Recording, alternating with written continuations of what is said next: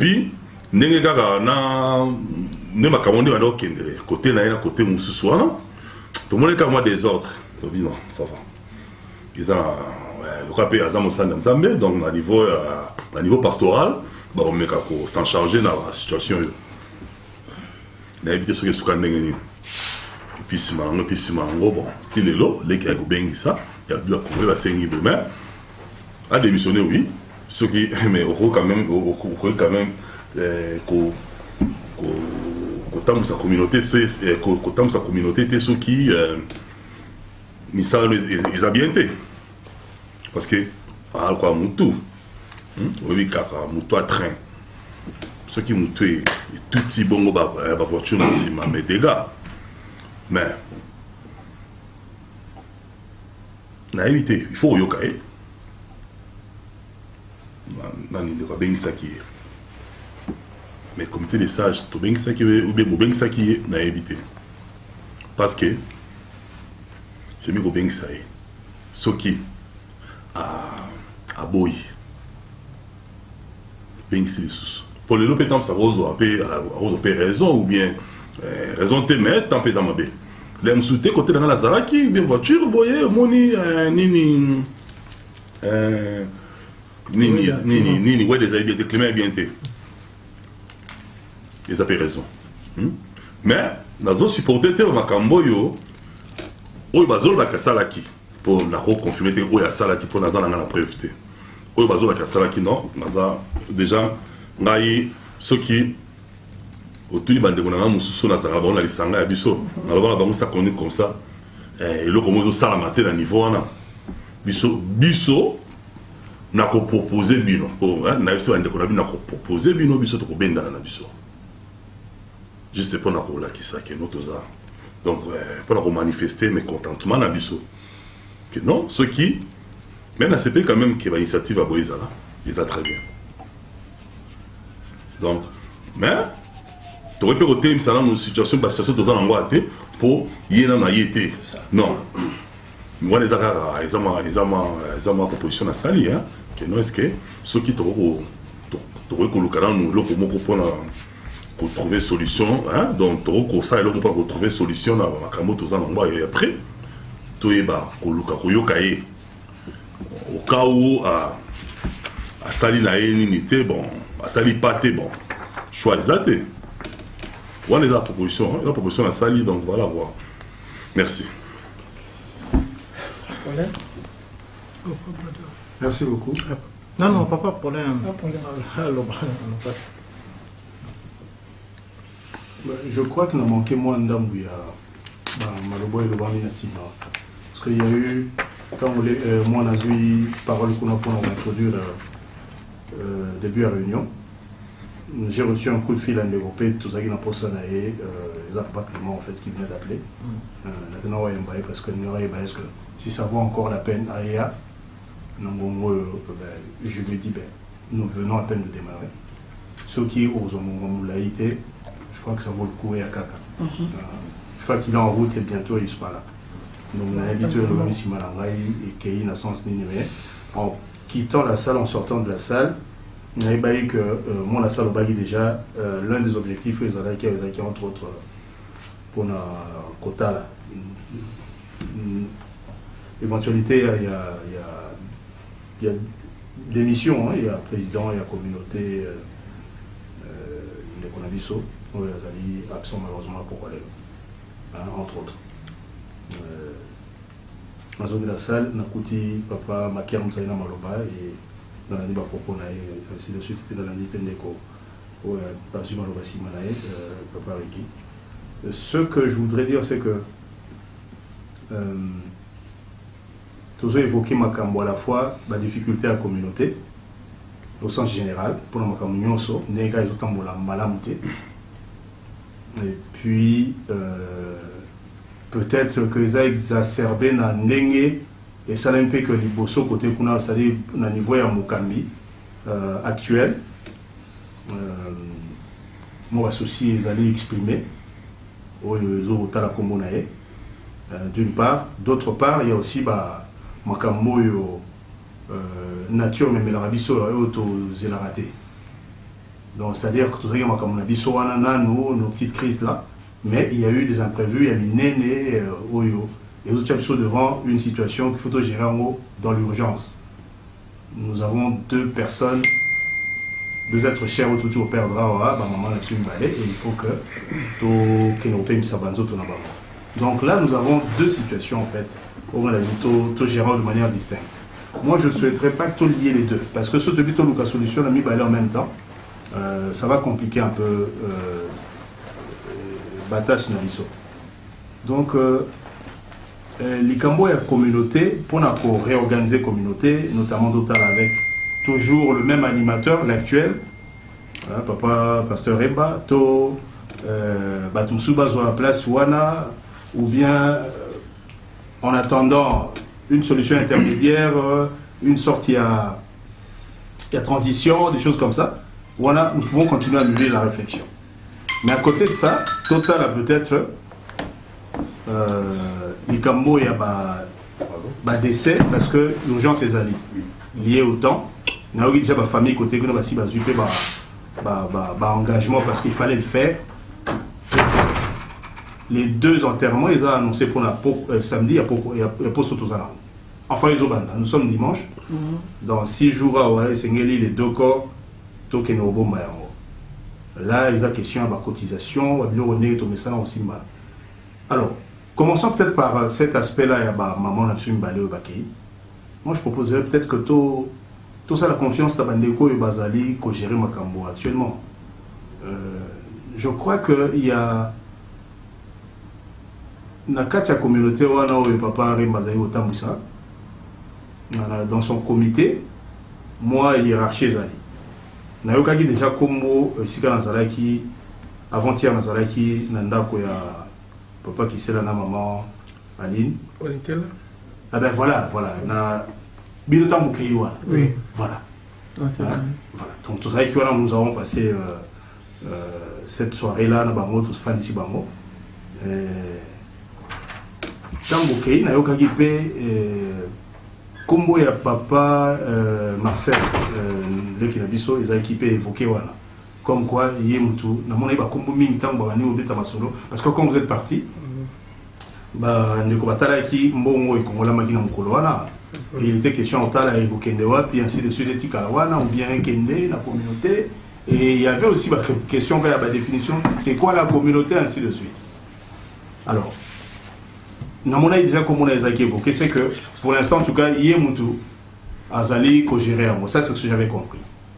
Et pour la Nezaki, ça procédait d'une certaine logique. Peut-être le rôle à président, où il y a Azali Gossalanaye, Azali peut-être empêché, ou dans une situation où toujours qu'on touchait, entre autres. Donc il s'est retrouvé en position à gérer le Cameroun. Et c'est aussi une personne où il y a Azali qui jure la réputation à BT. Oui, a inspiré confiance. Donc, ceux qui est commis pas les gens disent que non, est commis dans ma. Donc, si nous pouvons lui laisser cette charge-là continuer en gros, et ça peut m'embêter en attendant. Surtout l'équipe est pour l'enterrement. Alors, tous les Cambois et ma solo sur question, il y a animateur, il y a communauté. Parce que moi, je regrette que Mandeko, tous les ma solo basalité, c'est pas une bonne chose. Notre souhait tous. Notre évoqué qui aurait été que Bazalawa, parce que de cette manière-là, tu auras plus d'éléments et en Masolo. Il ne sera même pas question pour toi, y compris la présence d'Abango et à Betara Masolo, parce que ça ne sera jamais un procès, ça ne sera jamais interrogatoire. On dirait, non, tu n'auras jamais dans cette situation. Oui, je crois qu'il faut le dire que nous sommes dans la salle. Allô, donc, tout ça, la Nengue, on a peut-être. C'est une proposition, hein, c'est à vous d'apprécier. Allô. Ce qui te voit, Makambo et Matanga, et continue Nenga et Bandaki. Mais évidemment, avec toujours expertise, sagesse, il y a Bandeko, Bazali.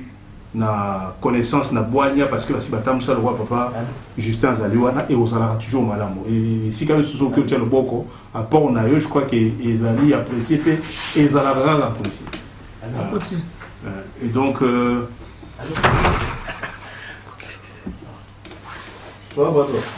moto zo ke no luka kuna hiyo sasa kumi na kati sana. Alors, la réunion, là, maintenant, il va quitter pour se confier à Nani, dans la communauté. Alors, il va quitter, il va quitter. On comprend. Mais tout le monde, mais non. Donc, Marcel, il y a tout le monde il y a ceux qui va côté de finance. Vous savez, mais moi, crise, elle dit, bon, tout le monde est Marcel. Je suis de Marcel. Et ceux qui dans le monde juste parce que par rapport à des gros quoi non, il s'est plus que tant souillé en absence il y a pasteur Rimba alors il y a ça pour ça l'intérim donc parce qu'il fallait mettre un peu organiser mon camp. Oui, mais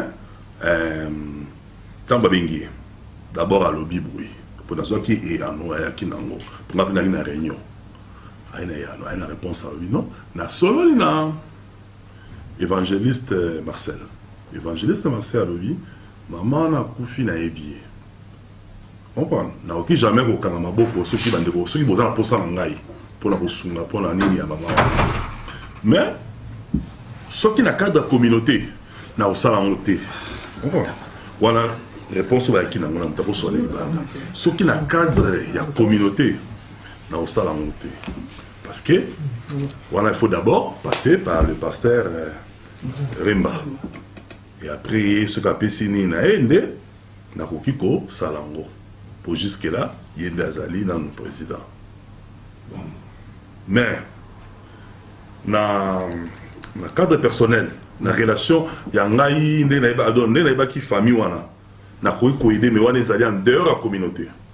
Donc, j'ose croire que ce qui a zo salango, tant ça salango kaka pour aider kaka bena. C'est la communauté. Ouais. Si, il m'en a parlé. Nani la communauté? Non. Exactement ce que vous avez dit. Parce que ça m'a bouillé. Finalement, papa n'a pas embarrassé. Qu'est-ce que je fais?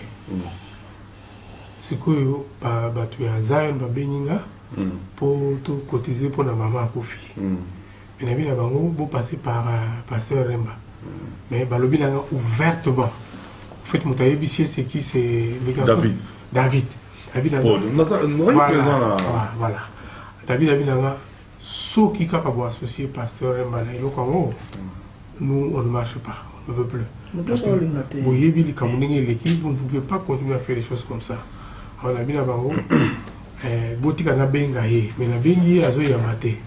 moi je veux dire la PC conseil non, ce que tu fais appelle son entourage. Penga Sylvie, Penga Mika, peut-être Bango, Bakoyi Koya Sungayo. S'ils ne veulent pas entendre le nom du pasteur, mais ma collaborateur, Bakoyi Kosunga. Alors c'est ce qu'il m'a dit, mes vieux, je vais réfléchir, on peut savoir répondre sur l'oubli. Nous on s'est arrêté là. Alors tout le temps on a réuni à l'élo, comme ça tout tient à point sur les i. C'est comme ça qu'il m'avait dit. Mais là, j'appuie ce que tu dis. Et là, ma solo, ça remonte à quand? Nous sommes dimanche. Moi, il m'a dit ça avant tout, il y a donc vendredi, quoi. Vendredi. Bonsoir. Bonsoir. Donc, il a donné une réponse en disant qu'il peut le faire dans le cadre privé, mais pas dans le cadre. Voilà le problème justement là où il se pose et c'est pour ça que Nao Lingato Tomimayango, car un terme a été utilisé à Tomimayango na Boigna. On a évoqué le mot sagesse ici, ainsi de suite. Vraiment, tout mes conseils dans mon makasi. Parce que la situation burundaise a rappelé à la base de moi la crise, la compréhension entre bateaux. Parce que l'objectif de cette réunion ne doit pas être trop frustré de comment boyer pour une raison X, Y. Non. Tout ça, le problème où ils ont supposé dans la communauté, certes. Mais tout le monde a boigné de sorte que tout dépasser les Cambouana, tout passer l'étape où il a dit. Avec tous les membres de la communauté, tout garder harmonie, ils sont tous en bateau. toza bato tozalaka na bambeba ya ndenge na ndenge ndenge na lobi ya nature ya ndenge na ndenge lelo ekoki kozala ngai ekozala nsta mosusu nazongiselaki ndeko moko boya en public liloba moko eblesaki esuki na ye te bato bazalaki mpe wana liso senti blesse na maloba pozali nango ya liloba natie mutu mbeli te nabeti mutu bale te ainsi de suite mais liloba wana esali ndega mutu mosusu ekozala liloba te eye acte ya ndenge mosusu ainsi de suite. Donc voilà pourquoi nous avons moins indulgents. Toyaka lokwa ba inquisiteur tel que non jamais surtout au Sarabambe banon. Tous allez kaka nous sommes toujours des humains tant que nous avons de la vie. Nakati ya ba veine les autres toujours tambola. Et ça les kaoutou ça la mais ceci dit pour nous dans le contexte avec précision de nous sommes devant un besoin. Et puis, papa, Justin vous dit sur clarifier la situation, il y a pas si une situation est créée, ils ont tout ça va aller. Ils ont ceux qui,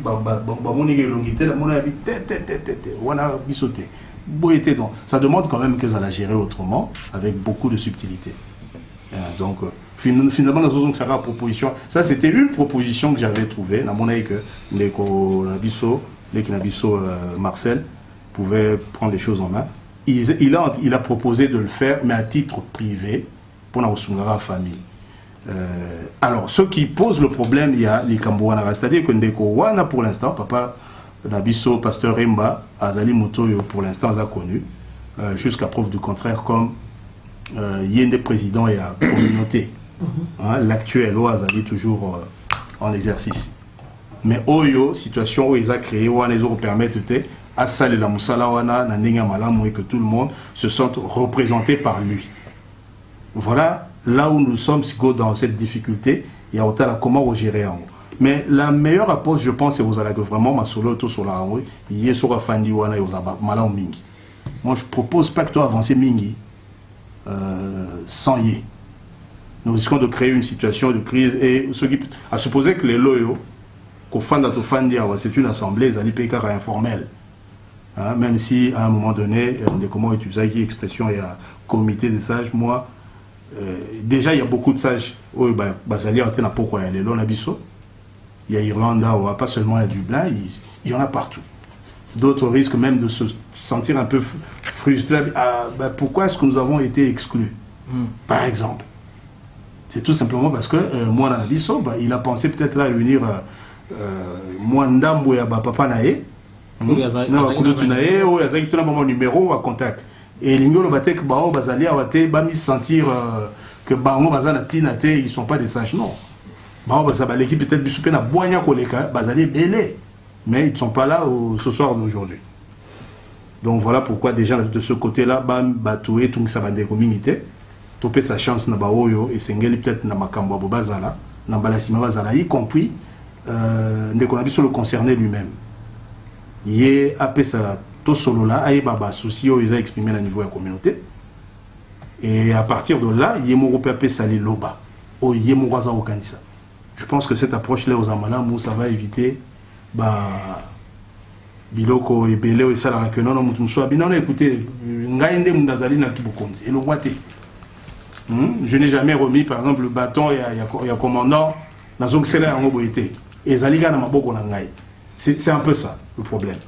Mais ceci dit, à côté, il faut gérer l'urgence. Il y a un atala qui approche, peut-être Nao et Azali Pembe Naël, des collaborateurs. Bon, le fait qu'il ait déjà accepté de faire ça même en privé, ils ont m'embêté.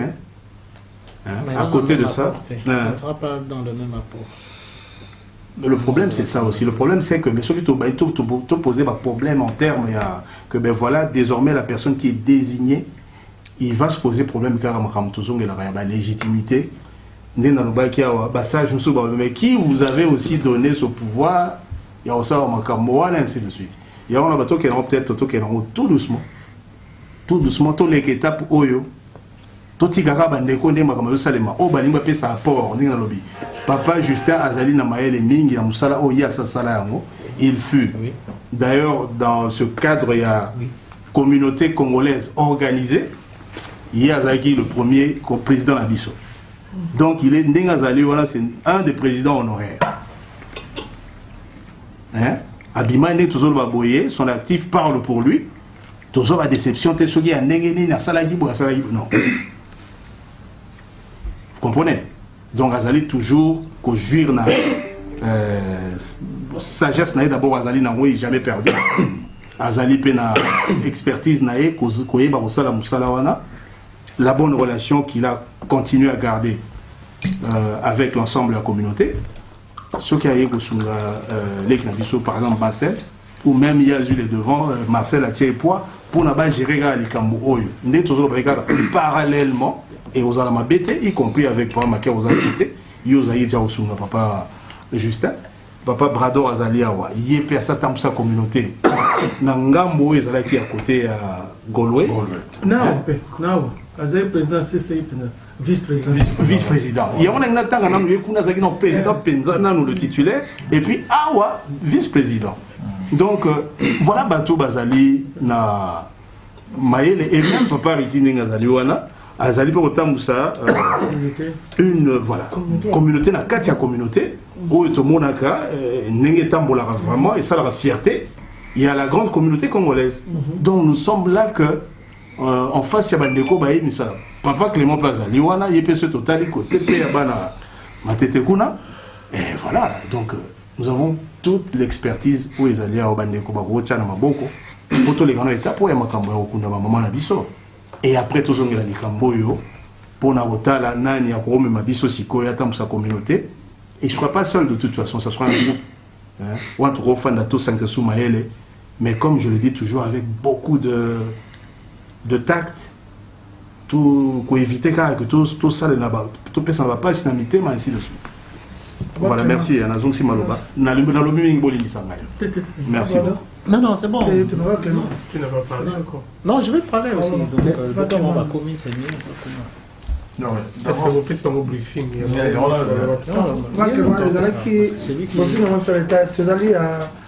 La communauté congolaise d'Irlande, je me tiens dans ma c'est pas vu que vraiment dans la présence il y a notre président actualité na Kokamba Ingombo Zanango la CCI na cause je crois na motif bien et le cohésion le calamicho actuel donc tout le monde est d'accord à l'initiative souhaiter que oui président Telema monsieur Rembossé on a Telema pour sa communauté à ça pour l'intérêt de la communauté congolaise d'ici en Irlande. Ils ne sont pas d'accord et on va aussi avant moi français a démissionné un comité qui a crise et nous sommes bloqués dans un système bien toujours comprendre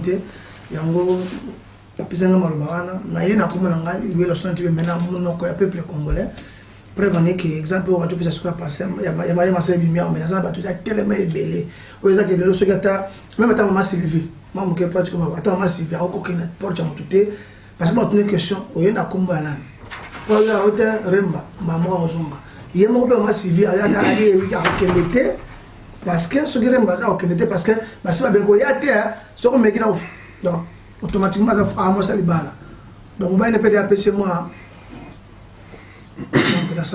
à part il va y avoir même aussi en d'autres termes on a donc ça veut dire il va y avoir la claire ça veut dire pour dire que la communauté est un échec tu as de l'autre côté à présenter comme nous avons la relation en ligne nous avons la relation dans la shop nous avons la relation pour moi qui n'est pas des un exemple typique nous avons un bon mois il y a 200 quelques parce que c'est un bon abo mais nous sommes un bon nous avons un que oui tu as un azakuna te apesi un bon pour ça il y a un c'est pas ça moi monter autant que moi n'habite le quoi ni les alliés le quoi ni moi aux alliés nous avons ça moi que les type Abdul nous avons ça qui bon wana jusqu'à ce que Azela et puis la minute au comité congolais ba Azela donc un comité mo crise bima pour ba continuer actif parce que ceux qui bo que na langage bo bikiwi batika Vanessa Marseille a rotika tant sur pour la minute ba kiwi aza occupé na musala ya déménagement au sala mais ce qu'il y a communauté si c'est sire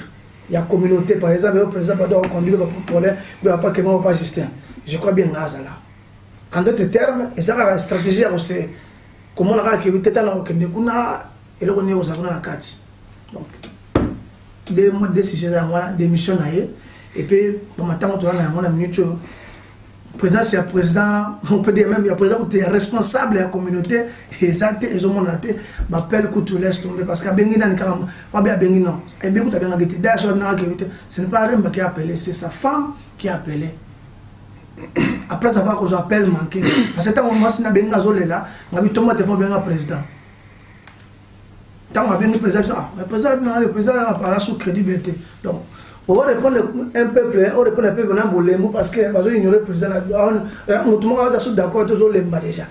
Donc, nous allons à vous la parole, Papa Clément. Merci Naoki. Mais il faut qu'on ait un exemple. La texte il y a CCI et prévoir en cas de crise il y a genre voilà la Bible qu'on a reçu fait ça là.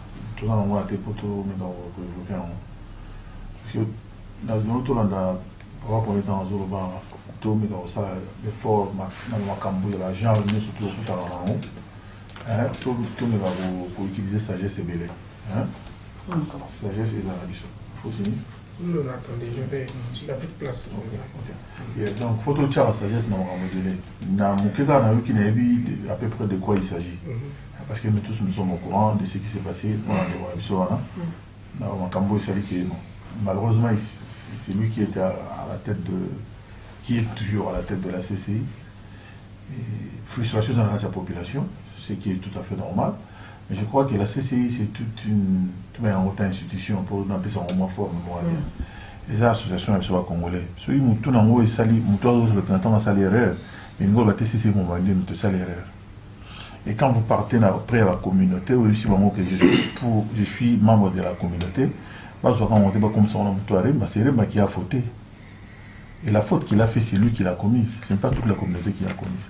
Donc, sur Bazar, l'équipe, Bazar, président, vice-président,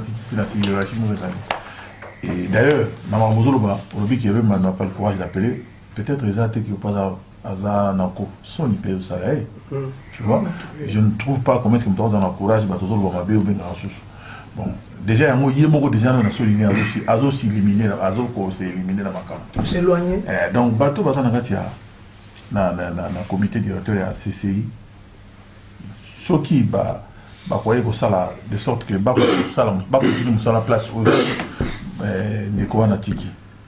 Mais, dans les solos, par rapport à bien, faut à chaque fois tout associer Enan. Non pas parce qu'on a peur de lui, c'est parce que jusqu'à preuve du contraire, c'est lui qui est le président. Tout tombé dans le coup d'État. À sa faute, oui. Le roi est président à CCI, moi, en détour sur la rue, il fallait pour tout le monde rappeler, tout sur la bonne maison, nous sommes pas conscients de ce qu'il a causé comme acte. Bon, nous se défendre de caca. Mais, imaginez, au niveau communauté, ils ont c'est ce qui dérange un peu. Quand il y a un risque pour la présence, pour la déco. Et puis il risque pour la image dans le sens rien aucun dépasse mon ballon yo on s'en bon quoi yo mutu basia ba tout moni tu vois à cause peu makambona pe na no facilité sur quand on le monsieur katamata on so qu'ils ont beaucoup l'état doit absolument facilement azali coupable ou pas mais le roi ils ont les candidat ba yene mtoza accusé na makambona ba otala ko na mission mabe na bat moi je vais proposer ceci na éviter ceux qui na niveau communauté na CCI bureau Ezali, il faut qu'on associe bureau là, qu'on revoie ma texte. Parce que dans ma texte, je crois que c'est prévu. Hein, en cas de situation de en haut, que c'est le président qui commet une erreur ou une faute, bon ça pour faire marcher l'eau. Moutou Azasima, monsieur tout à l'heure, tout le monde beaucoup bon, ça en attendant, tout le fournir encore un autre bureau, parce que déjà il y a un niveau communautaire, va être ligne sauter. Pour la mikabo le roi toujours la situation où les gens absolument beaucoup la bibembe la équipe aux gens nationaux oui bateau bazar na bureau na bazar c'est au balandi parce que ils allaient représenter monter le quoi Mobutu donc parti état donc déjà bateau bazali bazar c'est au sugi aux até bango ba ça donc na éviter surtout quoi associer bango pour tomber ça bango char bandi ma charge ya makambo pour la communauté pour la combo image la communauté CCI. Aussi, toujours qu'il y a des bases à la télé, mais tu vas finir en CCI et au final, encore davantage. C'est comme si ils ont des CCI ou des CCI. c'est une personne qui a commis une erreur. Ça, je répète encore. Par exemple, on a Papa Paulin, Papa Justin Zalaka, président CCI, et Zalaka a mis à mon Nengo, et même Tiaki, qui était que va filmer, on a libéré Tiaki. Et Zala erreur, Zalaki. Mais Blogo est arrivé, déranger Bateau. Et donc, non, mais c'est juste. C'est bien de faire une. Moi, exemple. On continue pour valider au Kilo. Donc, les gens qui n'ont parcours, il n'y a pas eu de petites choses de salariés qui est dérangé. Et tout le monde a gardé bon souvenir. C'est pour dire que.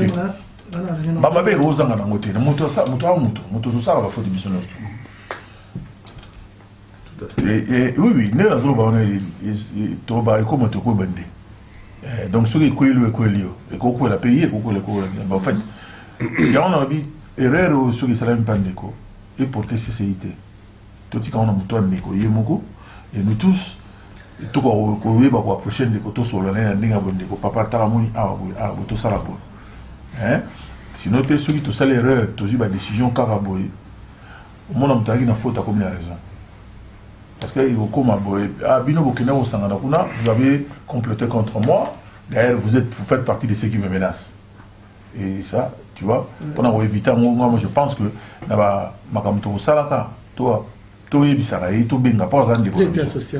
associé parce que. C'est pas là dans un moi, j'ai même tenté de l'appeler là d'ici. Oui. Moi, je travaille avec lui. On a parlé, on a mangé ensemble au travail. Il m'a dit non, il faut qu'on soit là. Et l'enfant ici m'a compris. Ah, ok. Et hier, moi, ça m'a volé, mais en tout cas, dans l'information, l'information qu'on avait précisément. Alors, ce bon information qui est à ce moment-là, on est commis des moussous. Pas vraiment. C'est-à-dire tout c'est-à-dire qu'il peut toujours y avoir un empêchement éternel. N'oubliez pas qu'il a neigé et ça, c'était pas dans nos calculs. Non, en fait, moi, je voudrais juste vous compléter. Parce que je n'ai pas encore parlé de la parole. Non, les gens n'ont pas eu à Goloba. Je n'ai compléter juste le temps qu'il est en train de décrire.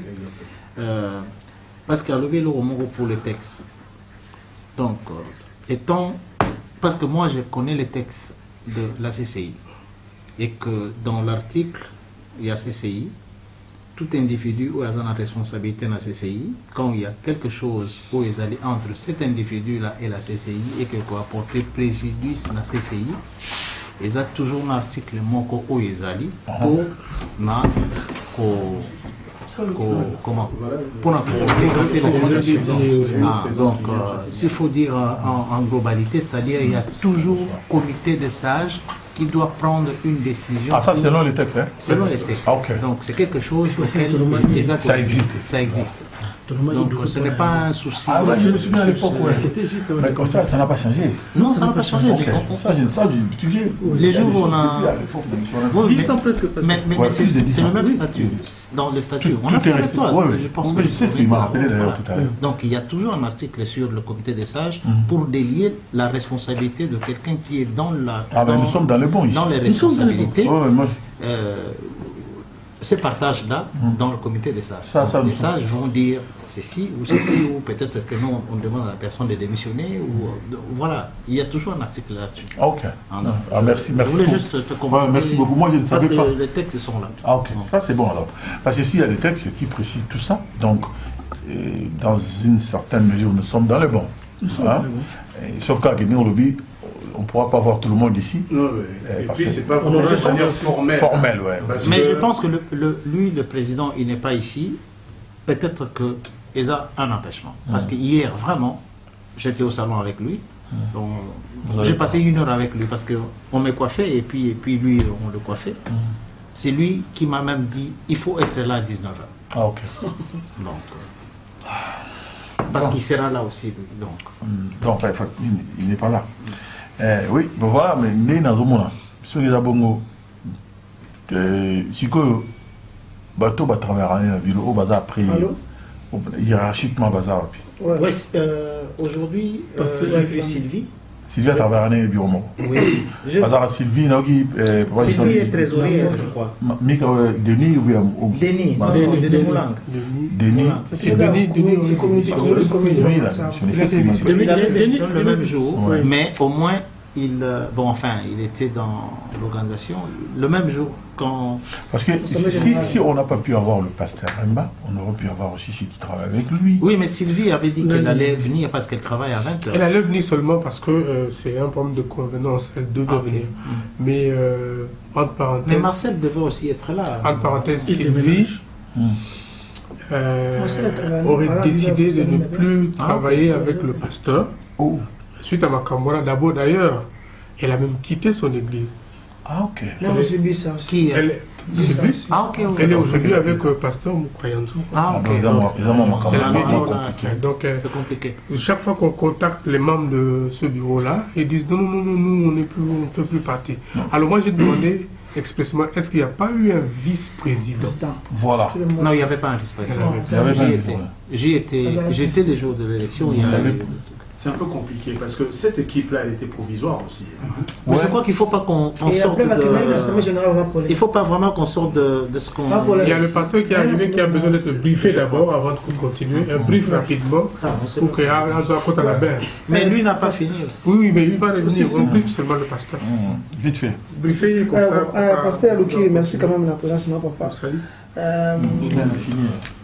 Congolais bazo senga balobi cette fois-ci na eloko ezo passer na minute oyo kwa papa oyebi ba c'est pas soutenir la présence ya passer Remba pona kokamba ngomba balingi soutenir c'est difficile balingi no soutenir na likambo tuyebi et bazo senga démission dans les textes pour que ça soit personne wa senga ba toma comité moko boye et moko komba so na ntanda ko mutu moko azo asi mutu moko akopesa mbongo te bien mutu moko abuje ke wi